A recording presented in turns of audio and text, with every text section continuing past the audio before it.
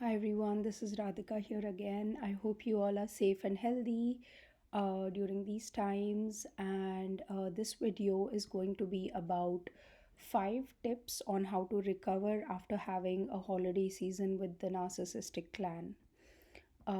So, what I have thought of is like after you have visited the narcissistic family that you have, or they have visited your house, and now that if you have a week after that where you can kind of work on yourself and where you have some free time before the office starts or before your work starts, something like that, this is a good routine that you can follow to kind of heal body, mind and soul.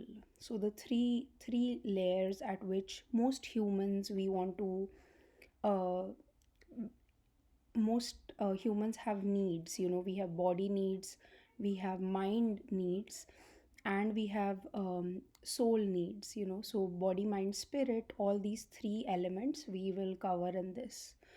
So the first part is the body, because we all use our this is like the densest level that we can see, we can perceive, and that we work with. Um, so, the simplest thing you can do for yourself, and this is tip number one, is go on a week long cleanse. So, if you have eaten like things that are not super healthy for your body, but yeah, they are like holiday foods, then maybe go on a healthier sort of a diet, a more raw diet, or a diet which is easily digestible, not very hard on your digestive system, which breaks down easier, and have lots of water. So keep yourself hydrated, keep yourself like basically don't dry out your body by having a lot of like caffeinated drinks or alcoholic drinks, etc. So keep your body hydrated with water, coconut water, etc. um, and also like kombucha is super helpful because it helps your gut bacteria, and gut bacteria is extremely helpful to you in your life because that's the one that gives you the gut feeling that we should follow, and that usually is correct. It helps you stay physically safe, your gut feeling. um, and then the next tip is also physical. So try to exercise at least 15 to 20 minutes per day, and this is only for a week. So think in terms of a week. If this feels like too much to you to do right now, this is going to be just a week long thing.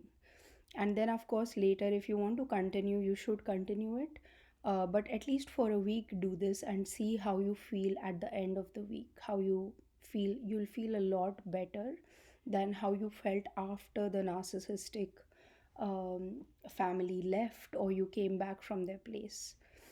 Um, so these two are the physical tips. Then the third tip is more for your mental body or for your mind.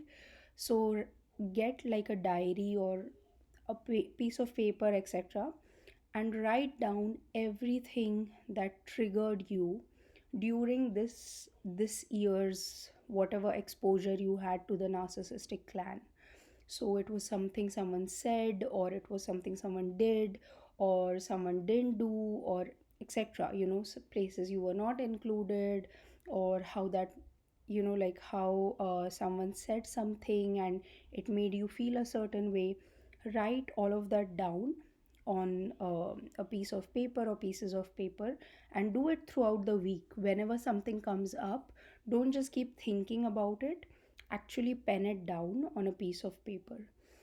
Then the next point is also mental.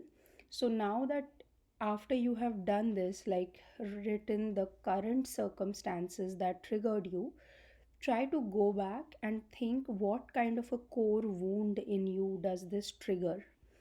Um, so this practice is very helpful because what we have to do is we have to heal, or at least become aware of our core wounds. And we all have a lot of different core wounds, but some people have some like at a higher degree than others. Like Some might have a core wound of not being included, and that is really high for them because maybe they had a narcissistic family that always did things without them.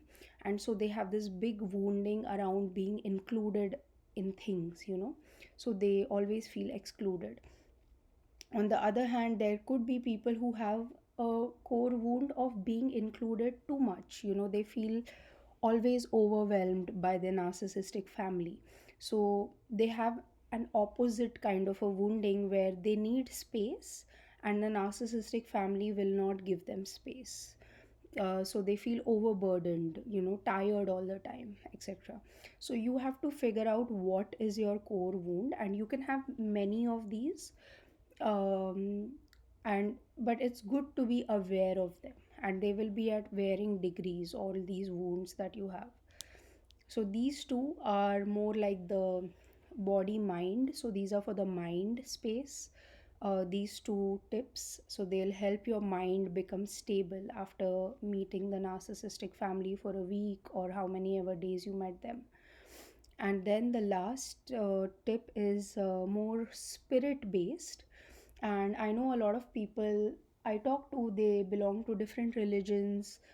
Some people, they don't believe in God, or like a higher power, or so they are atheists basically.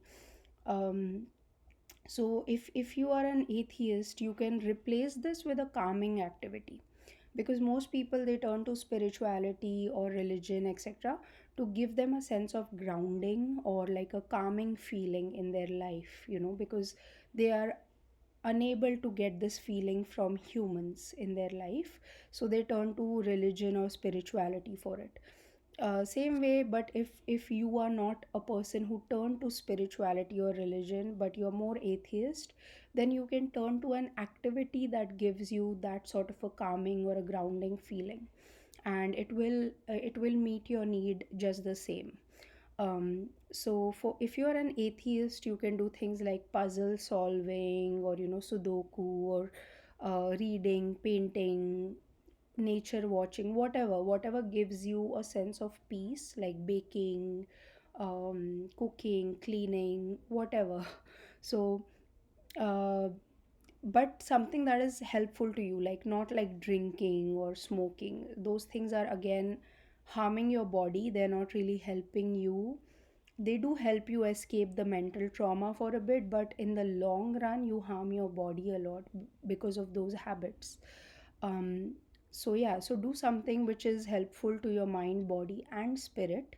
um and then if you are spiritual, for a week, like do a meditation practice, something different, that you haven't done before.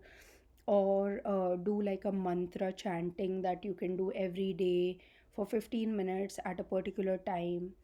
um, and yeah, so these are some of the tips, and these seem very simple at the surface level, but if you do it regularly for 7 days, you will feel a big difference in your overall aura, in your mental stability, in how much your mind is jumping from one thing to the other, in how much calm you feel inside yourself, etc. So, what these activities do is they kind of get your focus back to you. So, the whole aim of this is to get your energy back to your home vibration. And your home vibration is your vibration, how you feel inside yourself, without other people projecting their things on you. So yeah, that was this video. I hope this helps you in some way, and as always, I wish you a lot of love and a lot of light. Thank you. Bye.